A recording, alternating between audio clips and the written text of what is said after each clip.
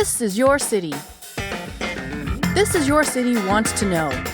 We want to know the background, the heartbeat of what makes up our beautiful cities.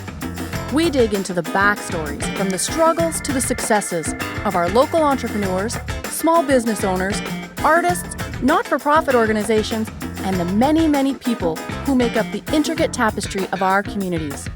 Real people, real stories, by you and for you. But wait, that's not it. I love giving my opinion. Just ask anyone who knows me. We can't get enough of the honest, gritty feedback of places that we spend our hard-earned money. I'll give you the good, the bad, and the ugly of the places I eat, sleep, and visit. Disclaimer, my opinion only. All right, so come on, let's get to it.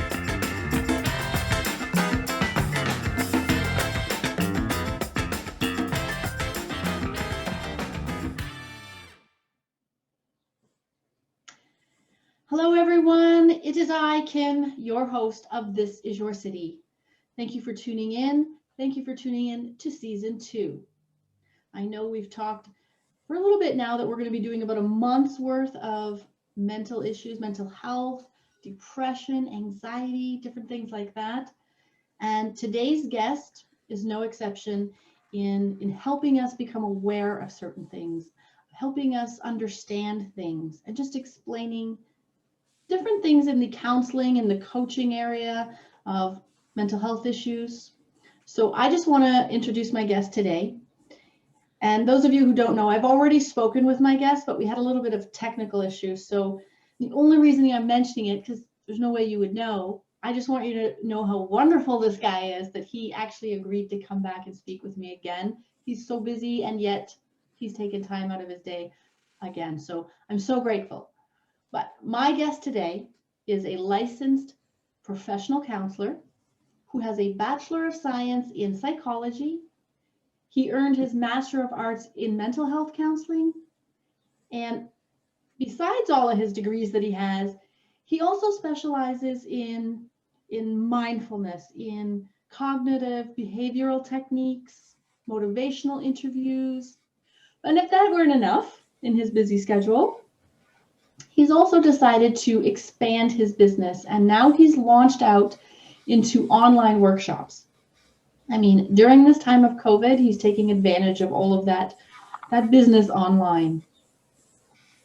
And he's venturing out into the public speaking forums. So all of those platforms, which I'm really happy about, because one thing we need more of is people speaking on mental health issues. We need more platforms. We need more people willing to go out on those platforms. And he specializes in fear and self-sabotage. And anybody who's been anywhere, suffered from, been a part of, knows anybody with mental health issues, we all know that fear and self-sabotage go hand in hand. And that he specializes in that is extremely important. And so he's going out. So if you ever hear him, you ever see any of his webinars or speaking engagements, I encourage you to sign up. I encourage you to go see him. I encourage you to listen to him. So without further ado, Mr. Steve Mollura. Did I pronounce that right? Because I remember. Yep, Mollura, you got it. Steve Mollura, thank you. Welcome. Thank you once again for coming out and being so gracious to do this again. How are you today? Well, I'm great. Thank you for allowing me to be here, Kim. I appreciate it. I appreciate the invitation to speak. So absolutely, I'm happy to be here. Awesome. But like before, I don't want to go anywhere. I have to mention this for our listeners. I have to mention one very, very important fact. And it's something that's deep in my heart. And the fact is that, Stephen, you are a U.S. Army veteran. Yep. You were active duty in Operation Iraqi Freedom from 2007 to 2008. Correct. And so I just want to say thank you. I know our listeners want to say thank you. So on behalf of them, I'm saying it. Thank you. Appreciate it, Kim. Thanks. And I know last time we spoke, you kind of humbly, I don't want to say downplayed your role, but I think you did. I was kind of like, well, that's humble. So I think you were over in Iraq. You experienced so much, whether you were front lines, whether it doesn't matter when you're a U.S. veteran or Canadian veteran, doesn't matter really, and you're fighting for the freedom of our countries. There is no downplaying. So thank you for your humbleness, though. But Appreciate it. before I go there, I really do want to just give a little bit of history, a little bit of breakdown for those who don't know. Makes me chuckle when I say that, but maybe some weren't born yet. What the Iraqi War was, and sort of quick breakdown is what I'm going to do. So, in 2003, under the Bush administration, this is where the U.S. and coalition parties, I guess you'd say, initiated war on Saddam Hussein. You know, he had that threat of massive weapons of mass destruction, I should say. So that all happened in 2003 and on. Now, what I find interesting that in 2008 was when the troop levels were really reduced. I guess they call it the surge officially ended. And in 2008 is when you came home because of that surge ending.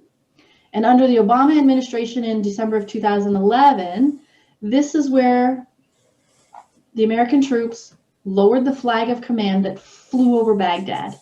All of us who've ever seen TV, who weren't under a rock during that time, every single person saw the U.S. flag flying over Baghdad when we watched the news or TV. And in 2011, that's when it came down, officially ending the almost 9-year war with the U.S. military mission in Iraq. So there's a quick rundown of where you were. You were a part of all of this. I can't wrap my brain around it. I have been, we spoke before, we're speaking again, and I still can't wrap my brain around that because I love history, but I'm also, like I said, there's something really special in our hearts, my heart, for people who are involved in war, especially over in Iraq. So again, thank you. But that's where you were. That was where I was. Yep. That was a different experience, especially because I was 19 at the time. Yeah, I think 19-ish. So I was 19, everyone else is out of college. I had like the few people I kept in contact with in high school. They were like doing completely different things. I was like, okay, so here I am. It's very dusty. It's hot. There's a lot of other things going on with, mortars coming in and such. It's like, okay, just a very, very different experience. Yeah, that's a little bit of an understatement. Most 19-year-olds are getting out of school and, the party life and just figuring out, trying to get a job to buy a car, and you're with people, like you said, hot. Hot doesn't even describe what I've heard that land, the sounds and the sights, even, and the smell and things that you were experiencing there and your troops and other divisions. Yeah, most 19-year-olds couldn't understand if you tried. Agreed. So in 2008, when you came home, that's because the surge was ending and you're coming home. I know we talked before and I said, where was your mind when you heard this, when you started thinking about it? Okay, I'm going home. You had mentioned that you started thinking, all right, what am I going to do now? What am I going to do with my life? And before we get into that, I just want to ask you, I know you can't speak for others, but you were observing the men and women that were there. What was an underlying feeling? Was there something in the air? Was there excitement that they were coming home? Was there fear? Was it a mixture of everything? What was your sense of that? Mixtures. So we came back 2008, want to say late spring, early summer. I could be wrong. It's been a while. Well, for me, it was like, okay, so I was pulled out of college at the time, which I was going to very, very briefly went to college and then got deployed. And then I came back, was like, so a lot of it was just like, okay, I need to restart freshman year. So that was my planning stage. A lot of people were doing something similar. They either need to go back to school and see how to integrate with that, go back into their family life. A lot of people left their spouses, children behind, they have to go back and, pick back up. Right. So a lot of it was future-oriented. A lot of it was planning. So a lot of people were excited. A lot of it was also anxiety because it's like, okay, here we were with the Army. Here we were with, the military in general, coalition forces. And even though there was plenty of hard work to go around, a lot of the basics and the necessities were kind of taken care of for you. So, you're not going out and doing grocery shopping, or if you were paying bills, it was, maybe you weren't paying bills. Maybe you didn't have an apartment. You didn't have any expenses. And it's like, oh, now I have to figure that out. So a lot of it was future oriented. But yeah, there was a lot of anxiety about like I don't want to say transitioning back to civilian life, but just some of the things they would have to face. And we always talked about what might happen, what was happening in regards to, all right, what's going on with drawdown? What's going on with, are we getting more troops, less troops? Are they going to extend deployment? Because that was, stop loss was occurring at the time. We always heard horror stories of, there was this one unit that was, 1 week away from, deployment back to the States, or, going back to the States. And then they got stop loss and they had to stay another 8 months, year, whatever it is. Wow. So it's very transitional, very kind of up in the air, thinking like, okay, what's going to happen next? Right. Do you think, was that when you decided you wanted to go into counseling and coaching and learn about psychology? Well, no, actually. So I figured that out after I came back from Iraq. I was going for mechanical engineering at University of Pittsburgh, took a psychology course as an elective, fell in love, failed my first round of midterms, realized I suck at math. I was like, okay, let me salvage what I can out of the semester, and let's sample around, see if there's anything else I want to do, because I was still undecided. But I was really, really in love with psychology at the time. I was like, okay, I have to do something like this. And didn't really know what that meant. But it was like, okay, we need to do the practical side. We need to do the, I didn't even know what the word counseling was, but I wanted to do that. And I basically had to figure it out. I had some very, because Pitt was a very cognitive and research oriented school for psychology. So I had to kind of figure out okay, this is what I don't want to do. How do I work around that? So you did that, and then you fell in love with it. Yeah. You said, this is a brilliant, complicated thing, this brain, right? Our brains are brilliant yet complicated, and no wonder you fell in love with it. Mm-hmm. And you started specializing in self-sabotage and fear. I'm sure you specialized in it right away, of course, you had things to do. But let's just stick with the veterans for a moment. Now, veterans, experience some different mental health issues. Like I mentioned, the sights, the sounds, everything that we don't understand, coming back to a society that cannot understand must weigh on the psyche too, because we all desperately want people to understand us. It's innate in us. We just want to be understood. You come back from something like that, you can't be understood. Mm-hmm. And so that has to weigh on their psyche. And, there's so many different things. I was reading this on veterans. What was it? Most people, when they have mental issues, they suffer from different things like substance abuse, relational issues. They can't form bonds as well. And, the post-traumatic stress and the brain injuries that they go through. Did you have to go through special training to delve into that sort of traumatic stress and disorders and things like that? Well, I got my master's from University of Central Florida, and there was a very it was one of the top 10 K-Corp accredited schools for that program, at least at the time. I think we were number 7. So we had a very good, very holistic training in regards to trauma, relationships, family, all the things you have to kind of deal with just in general, whether you're a veteran or not. And I basically took I've been a veteran, I've observed service members, I've observed veterans, what is going on here? And they gave plenty of information and plenty of examples of okay, there's the PTSD, there's the war thing. So last time we talked, I said, okay, no one else can understand it. Well, back in the day, whatever you want to call back in the day, whether it's Vietnam era, World War II era, to going back to ancient Rome, ancient Greece, where it's okay, who's the actual army? Your army is any male of fighting age, maybe even 13 to 60, well put together 60. But it's okay, you go, you fight, and you come back, and because you got to go back to, farming or whatever. It's okay, your society, at least maybe a quarter of it are all veterans or service members or potential ones. Whereas ours is very, very not. 1% of the population is a service member, 1% is a veteran. So it's like, okay, you have a huge amount of society who can't understand. That already brings a social isolation, lack of being understood by society. And then you get into, I mentioned relationships before. So what's a soldier? If you had to break down the personality, well, it's someone who can run towards gunfire, fire back, and can do this consistently. And that last part, the consistency, is really good for certain individuals and situations. You generally want to be very disciplined in a war zone. But that level of discipline and that level of rigidity can be really tough in, well, let's just say a marriage. So you gave an example before of, the relationships, maybe they don't connect very well. A lot of the times it's not actually they don't connect very well. It's they don't connect very well over time. You're great when you're 20 and you're talking to another 20-year-old and you're dating another 20-year-old, and then you're 30 or 40 and you don't change your mindset, don't change how you communicate, don't adapt to it.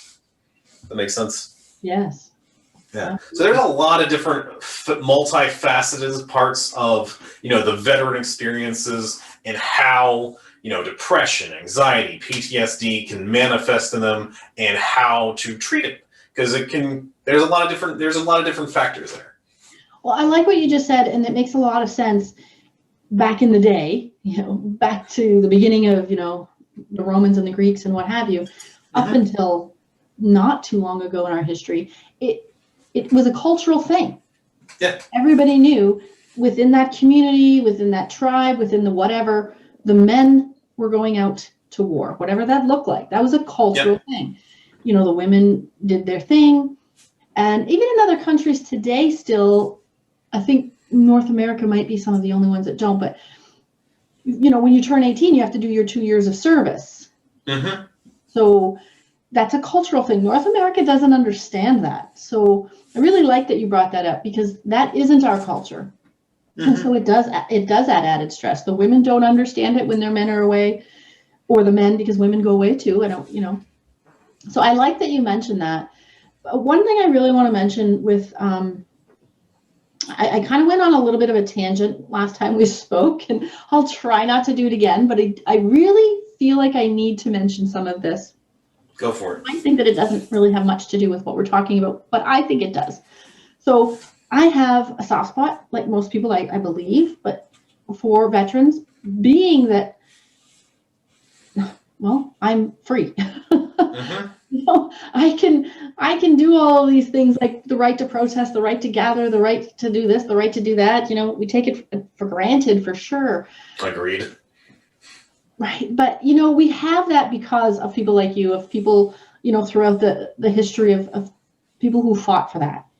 Mm-hmm. And it really hurts my heart. It drives me nuts. It ticks me off. I mean, there's every emotion that goes on when I think, and because I know some personally as well, my family, I have many family members, my uncle, my cousins, my stepfather that are in the military, warrant officers gone, so I understand a little bit, but the way our veterans are treated here in Canada and in the United States, and I know this to be real, and I hope the people listening out there, they know this to be real. Veterans are not, in my opinion, treated as they should be treated. We have way too many homeless veterans. I mean, there's a lot of mental illnesses out there, unchecked and checked. And there are a lot of homeless veterans. Yes, they get a pension. Yes, I understand some of the stuff that they get, but it's not enough. Mm-hmm. We have people that come in our country from all over the world who get free education, who get free homes for up to 2 years. They get free this, free that, free this. They get everything handed to them on a silver platter. And I know we all need to have immigration into our countries. I get how that works. But why do our veterans not get 2 years free home housing when they come back? Why do our veterans, and maybe some places they do, but none that I know of, they have to fight for everything that they get. And I was reading the statistics on veterans. This is in the US, not Canada. but I'm sure it's kind of similar, even though you guys have more people. 18 to 22 American veterans commit suicide each and every day. Mm-hmm. Each and every day, not a week, not a month, each and every day, 18 to 22 veterans, because they cannot handle this world that they come back to, the mental illnesses, the lack of support that they perceive they get. And so the fact that you are out there helping, you have some understanding, you have the education, you have the mindset. The fact that you're out there helping this really, I don't want to get emotional because I get emotional very easily. You can get emotional. It's fine with me. I'm just so thankful that you're doing this. Yeah, no problem. Now, I'm sorry for my little tangent there. I just had to get that You can out. do your tangent. You get rid of a lot of very valid points about, well, the societal structure, which is like, okay, here's the VA, here's Veterans Affairs. I'm not sure what the equivalent in Canada is. Or here's like, whatever entitlement programs you have. And I know for Canada, there's probably very different ideas around like, okay, this is like the entitlement problems for all citizens. So maybe they don't need a Veterans Affairs medical thing. You can just go to the normal hospital, right? Well, I think we do have some for the veterans, but not enough, honestly. Mm-hmm. So, but I want to ask you a question. So most of us know what self-sabotage is. I mean, it's kind of self-explanatory. However, there's many facets to self-sabotage. So can you give us just a little bit of, some self-sabotaging behaviors that, that you would know to work with? All of them. But, okay, you can break it down into just really simple. What do you want and why aren't you going for it? Or what do you want and why do you, when you take action, you go the complete opposite direction? And this could be for anything. So financially, that's a big one. Oh, I want to, save up $10,000 just as, scale it back, $1,000 in the bank account just to have a little bit of a buffer. Okay, what are you spending your money on? How often? Where's your money going towards? It's like, okay, well, first things first, I'm $1 million in debt. Like, okay, we need to figure that one out first. And you can go through logistical things. Here's your budget. I was working with several people who had the same problem. Huge into debt, we structure it, we get it paid off, and then a month later, right back into debt, right back into, well, I needed to go out to eat or spend, $100 on a night out drinking or whatever it is. And it's like, I know it's bad, but I couldn't think of it at the time. Okay, why not? Why is your present decision-making so different than your future-oriented decision-making?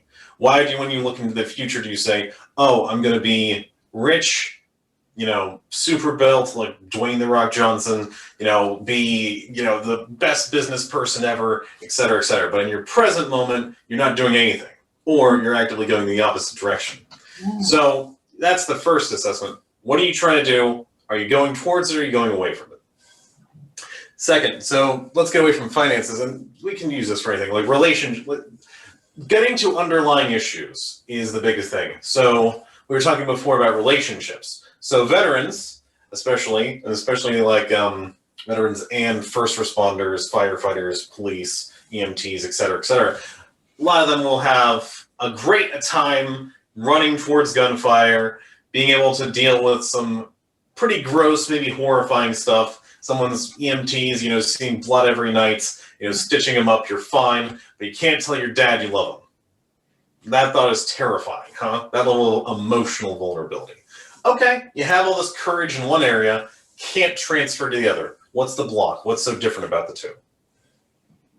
So do you help, I guess that's a big one for a lot of people, Stephen, that they can, like you said, a firefighter can run towards a fire, but they can't go and wrap their arms around their son and say, hey, I love you. Or, women as well. Do you think it's more prevalent with men because the society is like men have to be strong, like bull, and like. I'd say it's more prevalent with men, yeah. Yeah. So how do you basically get them to talk themselves through it? Is that awareness is key. Yeah, make people. Most of the time they don't realize that until I bring it up. Like, hey, you can run towards gunfire, but you can't tell your dad you love him or your kid you love him. That's a problem. Are you aware of that? Like, no, that's just how I've just been autopilot for the last 20 years. Like, okay, so first things first, awareness. We know this about ourselves. Do you want to keep it or do you want to change it? Because it's not really my job to say, oh, be more vulnerable with your kids or your parents or whatever. But it's like, okay, if that's causing a problem, if this emotional repression is causing problems in other areas, because it usually does. Rephrase, it always does. Emotional repression always causes problems in other areas of life and will continue to do so until you express yourself. That area needs to be changed and addressed and actually done something with. And maybe that starts with, basic stuff. Hey kid, I actually like you. I'm really proud of you. We can't get to love today, but we'll figure that out, over the next 6 months. That's wonderful. Yeah, I guess self-discovery takes a lot of, you need people to bring it out of you because we're not aware. Yes. Sometimes we're just not aware, and it seems so silly and so simple sometimes. Like, how can you not be aware of that? Couples fight all the time because their husband or their wife isn't aware of something that's dividing the family or driving somebody nuts. Like, how do you not see that? Mm-hmm. I mean, every relationship.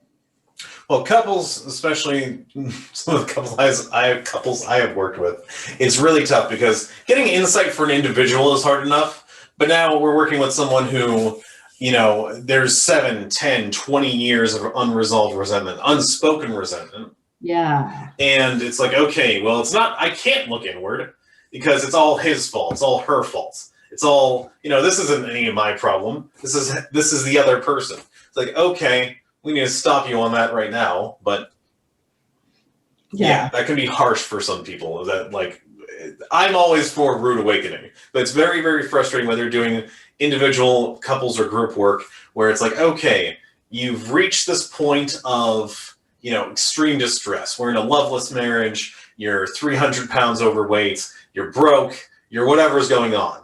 And I have to ask, why now? Why not 10 years ago? Right. And it's like, okay, why not? Do you usually respond with something like, well, why not start, climbing the steps with your left foot than your right foot? It's like, it's just automatic. It's like, okay, so you've been automatically in this direction for 10 years, 20 years, however long, and we're completely in the wrong direction of what you want your life to be or what's healthy for you and your family and everyone around you. We need to definitely get more awareness and insight, even if it is really painful. And it will be. And it's always painful looking at our own ugly. Mm-hmm. It's always painful, Well, a lot of the time, it's also painful to look at your own beauty. Because lots of the time, there's a lot of resistance to that. Resistance to positivity, resistance to success, pride. Yeah. Oh, I got to write that down. I hope I remember that. Send me that. I'll remember to write you that. That's really awesome. We don't hear that. It's also hard to remember your own beauty. Yeah, especially when working with, say, someone who's like, I need to kick my own ass all the time. How much can I swear on this? All right, I need to kick my own ass all the time. If I don't, then I'm going to, it's the hypervigilance thing. If I relax, that's when a predator is going to come and eat me. If I relax, that's how when everything just collapses, right? So it's like, okay, I need to constantly be on my own case. So I say, take a little pride, be a little nice to yourself, cut yourself some slack, allow yourself to be human and make mistakes and be okay with it and have that confidence to keep going forward. And a lot of times there's just so much resistance to that. It's like, it feels like a vulnerability. It feels like fear. That's the thing, the vulnerability, right? Mm-hmm. You fear vulnerability and then you self-sabotage. See, it's all a circle. You've opened my eyes a little bit today. Thank you. No problem. I love that. So, Steven, you counsel and you coach. Yep. And for those of us who don't know the exact difference, can you just give us a quick rundown of what? Sure. Counseling is more clinical. So here is something that we have a mental diagnosis for. Depression, anxiety, PTSD, one of the many diagnoses. We're trying to basically do a harm reduction thing, or really a symptom reduction thing, where, okay, we're really, really sad. We want to at least get to neutral. Maybe we also need to focus on the positivity and actually adding some joy and happiness to your life to get to neutral. But we're basically trying to get these symptoms from, here I am at this case to, non-clinical, when we're now able to just wipe that diagnosis off, we're fine. If that makes sense. Yep. Now, coaching, it's similar, and I utilize clinical concepts into my coaching. I definitely do mind exploration, psychology, everything around that. But coaching is more like, all right, you bench 150, let's get you to 200. It's more just like, okay, here's you are in business, here you are in financially. Then let's figure out how to make yourself way better. Make sense? Yep. I like that. That's awesome. So counseling, coaching, you've started doing your workshops online. Yep. Taking advantage of everything that's everywhere we look right now is people who are doing workshops and counseling and coaching online, which is great because that's pivoting and making the season work for you. This is what you do for a living. Things are shut down. What do? You go online and do it because that's where we are. We're all online. So you have groups and workshops. I know you have one. I love the name of it. That's why I'm kind of mentioning this one too. You have a warrior therapy online group. Warrior. Absolutely. I just love that word. Warrior. Become a warrior. Talk to us about that. I love warrior therapy. That is all about courage building. Oh, you're afraid of something, afraid of anything that's keeping you stuck. Then we're going to figure out how to get courage, face that thing you're afraid of, conquer it. Because most of the time, almost all the time, most people are like, I'm afraid of it, I'm running away. It's avoidance rather than approach. So a lot of times when people will come to me, whether individually or elsewhere, they'll say, I'm anxious, how do I be less anxious? It's like, okay, there's some techniques there, but why don't we work on actually being anxious, being terrified, and going towards it anyway? Because a lot of the fears are super justified fears, and I can give you the techniques. I can give you relaxation. I can give you, how to reduce anxiety around a certain concept. But at a certain point, you have to say something like, I'm afraid anyway, and I'm going to do it. Right. That's right. Like public speaking. Everybody's afraid of public speaking, even people who do public speaking, but they do it, right? You know what the solution to that is? What? Go do public speaking. Do it terrible.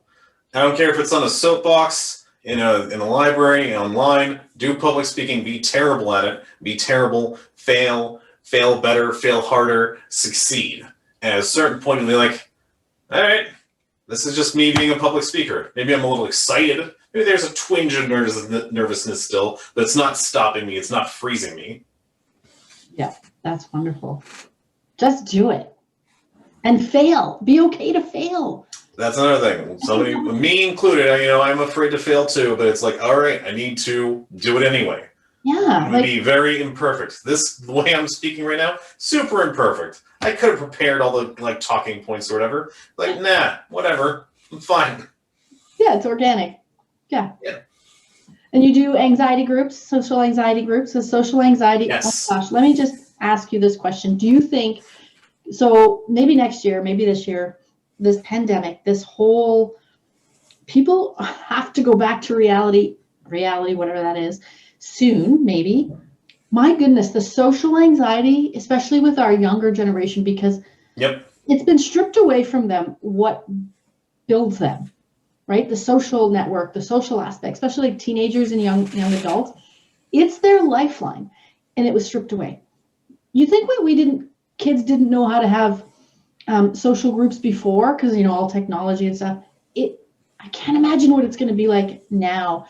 This social anxiety. Do you work with children or teenagers or young adults as well, or just adults? Just adults. I don't see anyone under age 18 for various reasons that I'm not going to get into. No. But even 18 and up, I still work I was very socially anxious as a kid, teen, and young adults. And fortunately, the Army, years of therapy, lots of exposure in 2 different universities and things like that, got me pretty good. So way less socially anxious and way less shy. Pretty okay with social interaction. We're screwed because I work with these. It doesn't matter what age. I work with these either older men, younger people, still 18ish, where they're already struggling to say hi to people, Yep. very struggling to say hi to that person they want to date. And we have such a easy out with digital interaction. Yeah. Like back in the day, at a certain point, if you really needed some social interaction, you had to basically face your fear saying, okay, I'm shy, I'm anxious. And to me, I'm actually very introverted, where I need to say social interaction drains me, but I still need to like work around that and figure out like, okay, this is me going to a social event. Maybe with boundaries, maybe saying, all right, I'm feeling drained after a half an hour. I need 12 hours of recharge. I'm going to go now. But now it's like, okay, what friends? I ask people, how socially isolated are you? I have friends on Discord. Like, have you met them ever? No. Then you don't have friends. Right. And most people get a little offended by that. It was like, no, you don't. If you can't actually interact in a face-to-face context, even like digitally, like right now, this is good. I'm glad we have this as an opportunity. But how we're talking right now, how we're interacting is very different than, say, you and me out like looking at each other at a coffee shop, at a table, at a park bench, standing wherever. It's very, very different. And so many people are just not going to have social skills at all. I know. It's scary. It's scary. But they can join my workshop about social anxiety and social skills. Yeah. You're going to be busy after this because there's way too many people out there who are going to need therapy and counseling and coaching. So, well, I'm busy during this, so we're going to see how this goes. To get them ready for when it's done.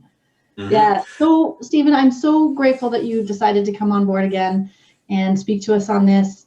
And if anybody wants to get a hold of you, at the end of the YouTube video, we'll have your information, and on our website we'll have all your information. But for now, what's going on? Where can they find you? What's next for Steven? So I'm doing some social anxiety and social skills workshops. I'm actually doing repeated ones. I have one on Saturday, I believe May 22nd, and then Sunday the week after that, May 29th. I'm trying to stagger them so if someone can't come on a Saturday, they can come on a Sunday. I also have 3 groups running, the warrior therapy that we've talked about. I have our financial empowerment group also starting, and Stuck Together, a men's relationship group about how to navigate the current, like, I'm staying at home with the wife and kids or whoever the family is, and now that's causing a lot more strain. Right. Yes, it is. Mm-hmm. In addition to that, I'll be doing a in-person course sometime in late summer, early fall. I do not have the details about that yet, but it's going to be all about self-sabotage. It's called Your Own Worst Enemy. I love it. I love it. Thank you. So we'll put that all up on the internet. ProsperityCC.com. Yep. Prosperity Counseling and Coaching. Prosperity Counseling and Coaching. ProsperityCC.com. So for those can go and look and see, I forgot the dates, I don't remember what he said, or if they haven't seen it on the YouTube, they can go to your website and do it. Absolutely. Absolutely. Thank you so much for everything you do, Steven. Thank you, Kim. I really appreciate it. Thank you. And we'll keep in contact. Again, if you remember, send me that. What was I? See, I already forgot. Remember the beauty in you? What did you say? It's hard to see the beauty in you, or it's like painful to see it. Yeah. Do you do like memory therapy so you can remember things? Anyway. I just use a notebook. Yeah. Just like I don't trust my own memory. I'm just like, I'll write everything down. Yeah, that's me too. I have to send myself like texts all the time just so I remember. Mm-hmm. I do that. Well, thank you again, and for you, my listeners, you are so appreciated. I am so grateful that you tune in each and every episode. Please tune in again next week. We have some more great guests for you. And remember, share, like, tweet, follow, send a pigeon. You tell everybody that they should be listening to This Is Your City. Stay safe and stay blessed. Ciao.